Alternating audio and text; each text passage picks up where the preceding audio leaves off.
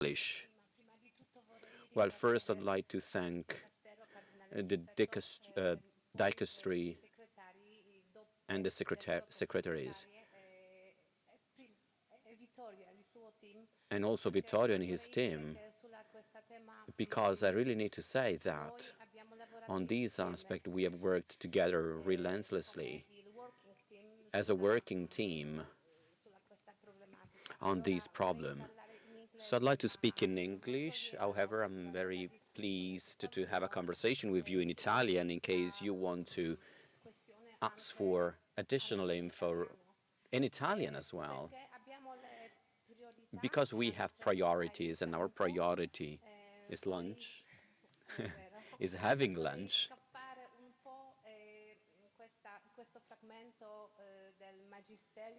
So I'd like to speak about this fragment of the Magisterium, just to ensure that I can be more focused on the issues relating to law. As this is not something very convenient, this is why the presentation is in English. However, some words have been translated in other languages.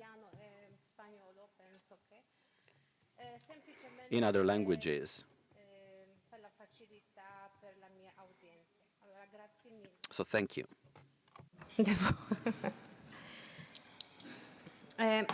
Now I will speak in English. My researches, and as I said previously, which I had together with Dr. Vittorio Scelzo, are based on complaints, most often from the call phones, letters, emails addressed to different curias by family members of the elderly affected by different vulnerabilities such as dementia and disability, and were not limited to those in residential care homes, but also hospitals and those who affected those living with the relatives or alone. These complaints reported that in hospitals, in residential houses, and even in their own homes, loved ones with cognitive impairments were denied the right to receive the Eucharist on the ground of a lack of mental capacity or an inability to practice prior the sacrament of reconciliation. Preliminary exploration of the problem suggested that spouses, relatives, and nurses were not supported. Neither parish communities nor parish priests show active interest in the spiritual development of these older individuals. This is contrary to the principle that a community's quality of life is measured by its care for the most vulnerable, as John Paul II said in 204. I'd like to say a little bit about research objectives.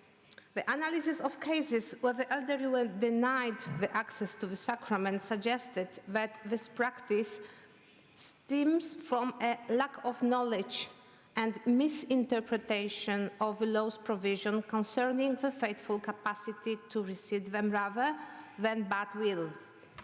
And in this presentation, I will present the rules, the general rules of Code of Canon Law relating to the fundamental rights of all Baptist people and the sacramental access. These canons set out the condition for properly and lawfully receiving in Eucharist in the Latin Church. Attention will be paid to the meaning of the expression use of reason, proper disposition, and adequate preparation, as interpreted in the light of Christian personalism, that is, the main philosophical background in the contemporary canon law.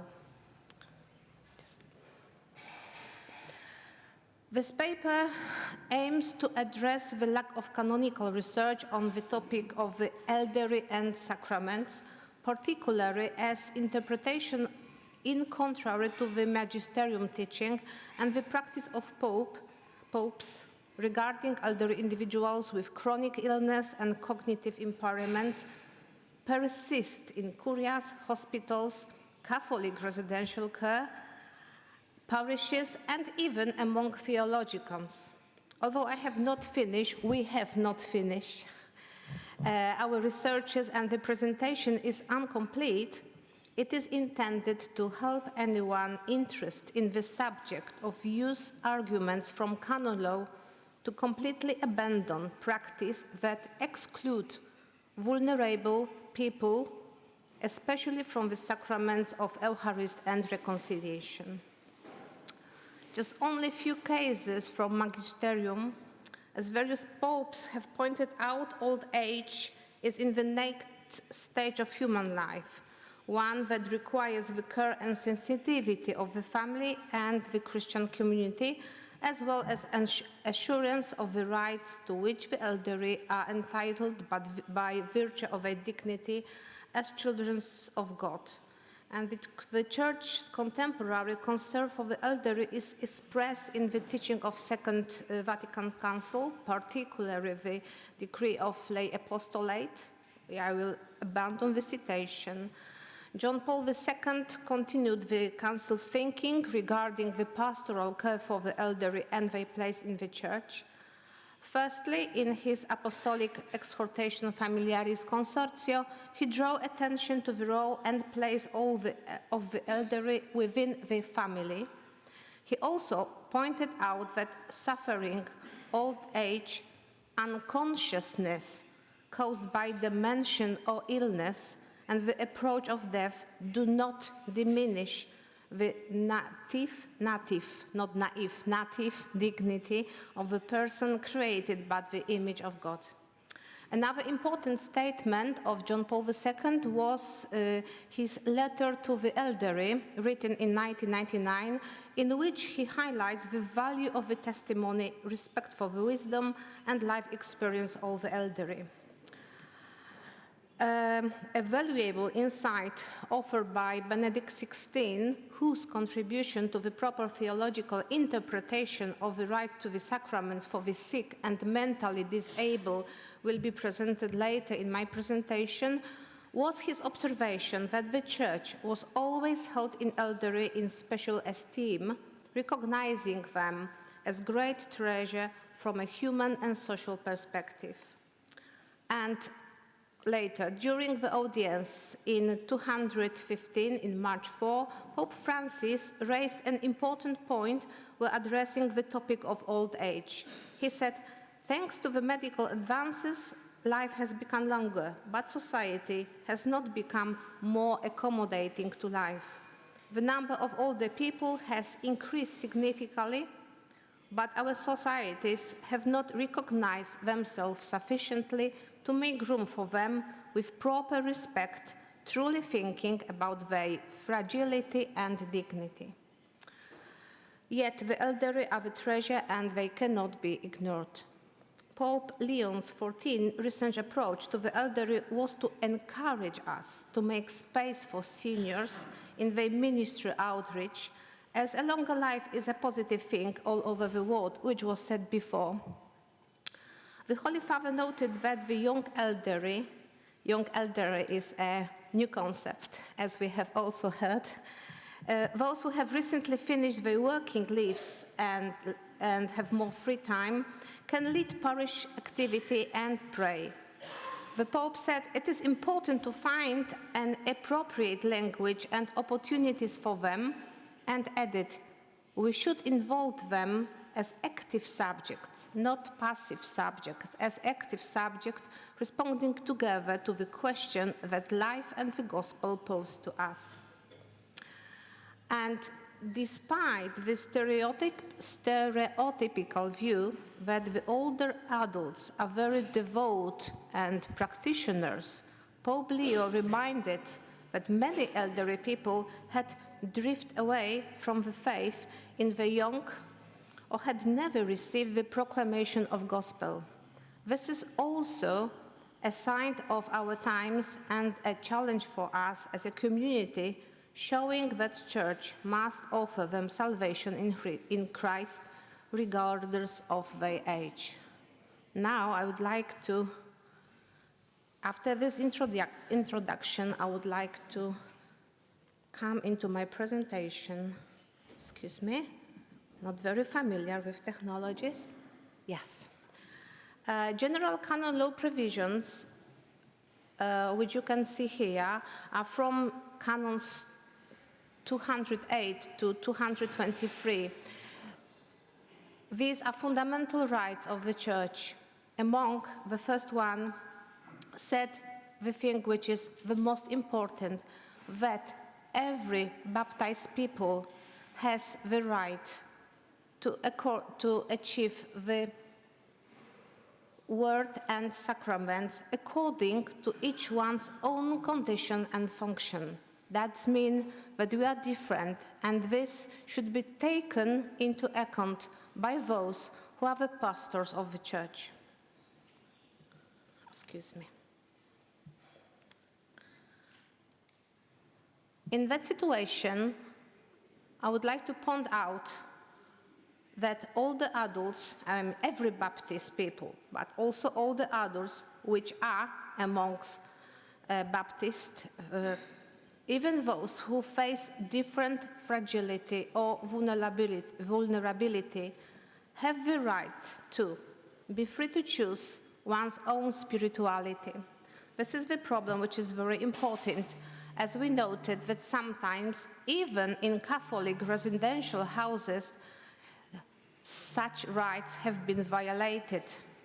Yet not everybody is familiar with rosaries, yes. Some prefer some other prayers, some prefer to be more active, some are more devoted of other way of achieving their own spirituality, even Christian meditation.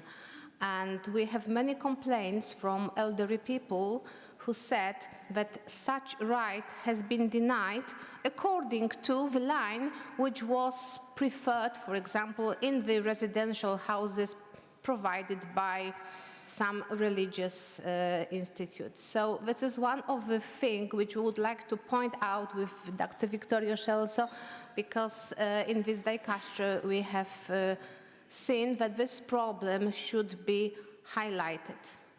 Then, older adults have also right to associate in the Church, and you can see the canon code of canon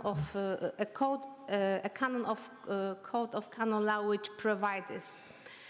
That is also a thing which has been showed that some of these rights are violated. For example, recently I have been asking for making an expertise of a document for a private association, and in this statute was written that the active members should have not more than 65 years old. So I asked them, what about the others? What about these who have 65 plus? And the founder told me, well, they can be passive, they can pray for us, but they cannot be active in the Church.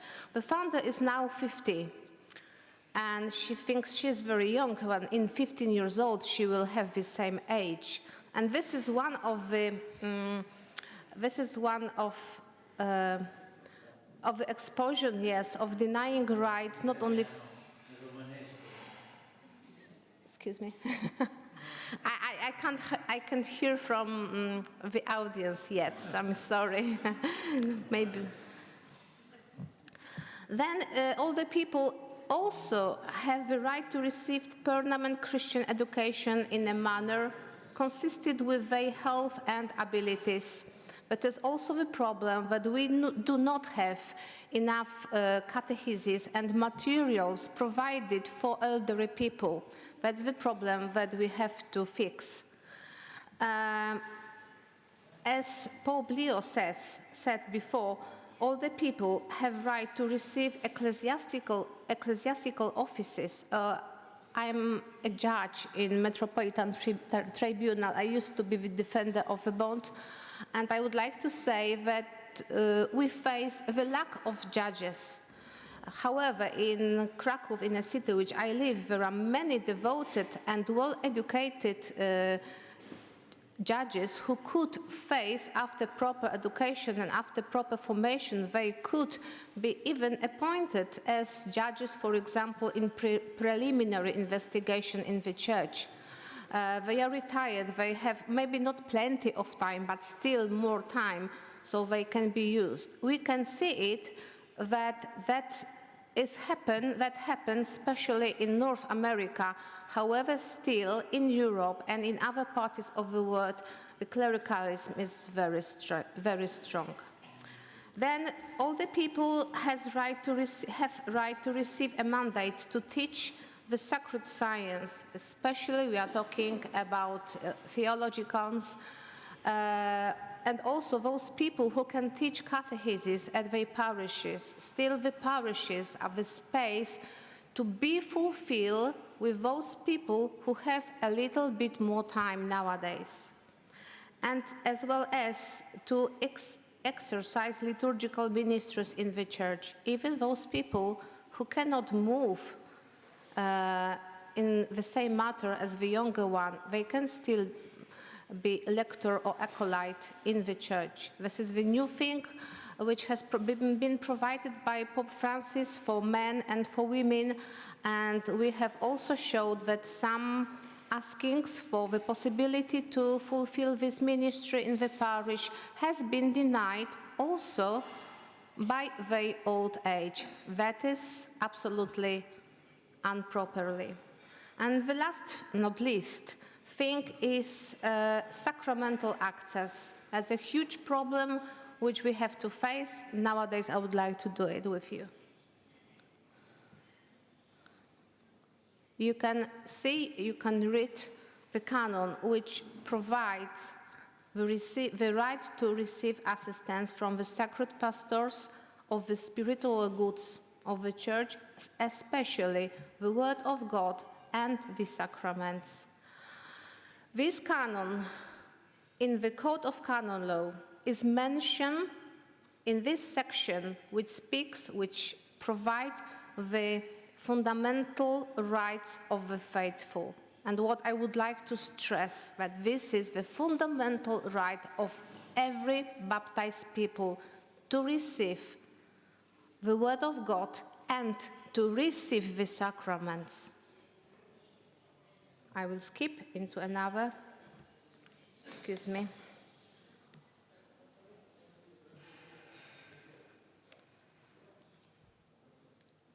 Oh, is it possible? Thank you. What is the risk of sacramental exclusion for seniors? We wrote some factors. They are not enough.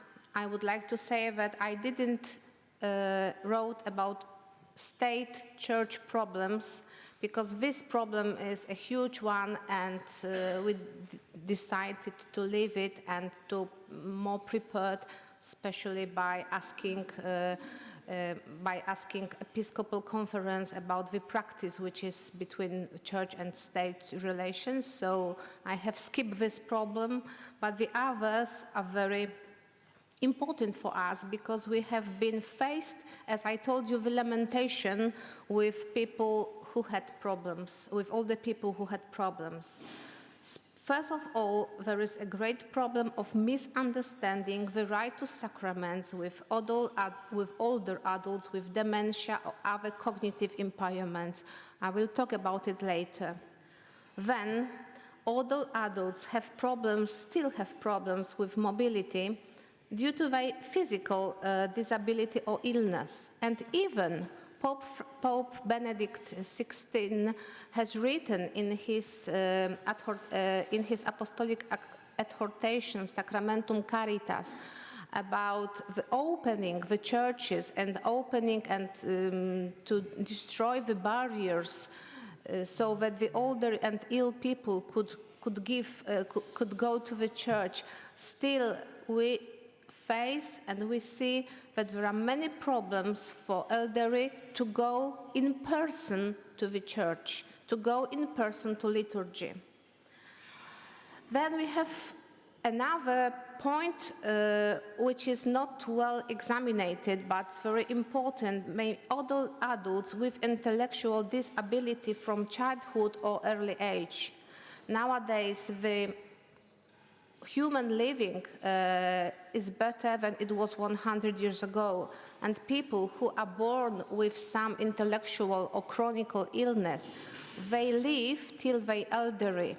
And this is also the group of elderly which we have to focus more, especially in our theological and canonistical thinking. Then, risk of sacramental exclusion for seniors caused from excluded of transport. It is especially in rural areas, but not always. If you live in an apartment without a lift, you have also had problems with movement and the lack of transport. Sometimes for those people who live in their houses, it's really very difficult to go to the church and to be present and, at the Eucharist. So this is also a very important thing to parish community, to provide for those people's voluntarity, not always 2 times a year during Christmas and during Easter, which is usually when we decide to, when we wake up and when we think about those who are poor, vulnerable, and so on, but to make them being present, to give them the ability to go to the Mass every Sunday at least, if not every day. Okay, next.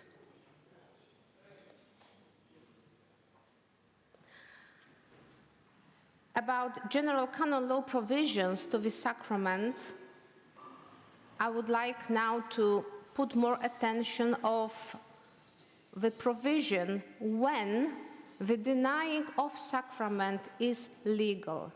And you can see in Canon 843, paragraph 1, that the ministries cannot deny the sacraments to those who seek them at appropriate times, those who are properly disposed and are not prohibited by law from receiving it. The problem is that Canon 18 in general norms says that all limitation should be strict, so we cannot interpret this canon as wide as possible. On the contrary, it should be interpreting in a very narrow way. I mean, I will show you in the second, I will show it in the second slide, which particularly speaks about access to the Holy Communion. As you can see, there are 2 paths of interpretation. First, Canon 912. This is the more important for us in the situation of accessing the Holy Communion, even to those who have dementia or cognitive impairments. A broad interpretation and broad access to sacraments.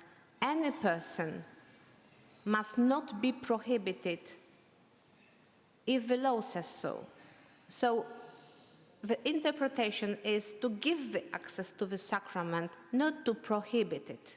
And if we have a person who has now cognitive impairments, who has dementia or other chronic illness, we should think how to give them the access, in what matter. Pope Benedict XVI has written in his apostolic exhortation Sacramentum Caritatis in number 58 that we should provide this sacrament to everybody, even to those who have profound mental problems, and to provide them the sacramental access, especially to Eucharistia, whenever possible. That means that we should do our efforts, because they cannot, to provide them the sacraments. And which is the Canon 915. This canon is often this is the main problem with this canon, which we face, especially when we try to speak with parish priests, is that that canon do not speak about people who have problem with dementia, with mental illness, with cognitive impairments. This canon speaks about so-called normal people. And only those who have been excommunicated or interdicted or have something, some penalty declared, and who preserve a manifest grave sin are not to be admitted to the Holy Communion, not more. So if we have a lady who cannot recognize from sweets and Holy Communion, or who cannot recognize between tablets, I mean medicine, and Holy Communion, and is denied for this reason of the sacrament, is absolutely improper way, it is illegal in canon, according to canon law. That can be happen, because we should think and we should ask even her family or her relatives how she was before her dementia. And she manifests, and if she manifests that she would like to take the Holy Communion, the first our thinking should be those in green, I mean to give her the access to Holy Communion. And we faced during our researches, we faced that this misunderstanding of canon law provision was the main problem on theological backgrounds. So, taking the long story short on the access of Holy Communion, I would like to say that the elderly people has got right to be presented at the Eucharist in person, not only through digital participation. That's very easy. This is our sign of time, and it's a very wonderful thing that we can see the Holy Eucharist via internet. However, this is online, not in-person participation. And we should make our efforts, especially in parish community, to provide those people who cannot go to church themselves. Excuse me. Yes, I haven't. So we have to provide those people, especially in parish, to go to the church, to be able to move to the church in person. Then they have a right to receive the Holy Communion regularly, at least once a month, but we cannot say about once a month is enough, because this is a problem, a quite big problem with elderly, that they have to ask for Holy Communion. It is not provided them, it is not granted them in the parish. If somebody, and also there is a problem of the lack of in this lack of sacramental access. This is a problem with those people who can give the Holy Communion, and we should think more about laity, men and women, who would like and who will be able to bring the Holy Communion to the elderly at their home, at their residential houses, and even in hospitals, because one priest who have the pastoral care in the big hospital often cannot go to all the people who move in the hospitals and who would like to receive the Holy Sacraments, for example, before the operation, before the intervention. Regardless of the physical or mental condition, they have all those rights, which I would like to stress very strongly. And what about the problem with Holy Communion and the Sacrament of Reconciliation? Ask you. We can use, by analogy, the other form of communication.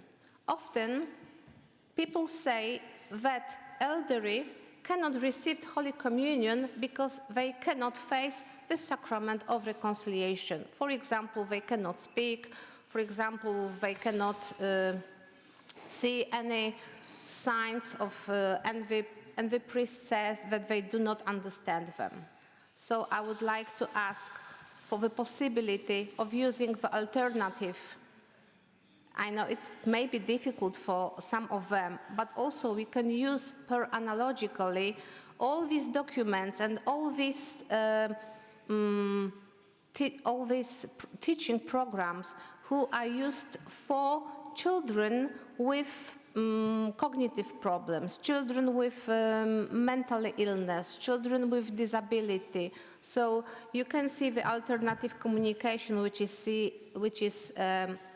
called ACC. It's worldwide. You can use it in your own languages, as well as the different form of communication.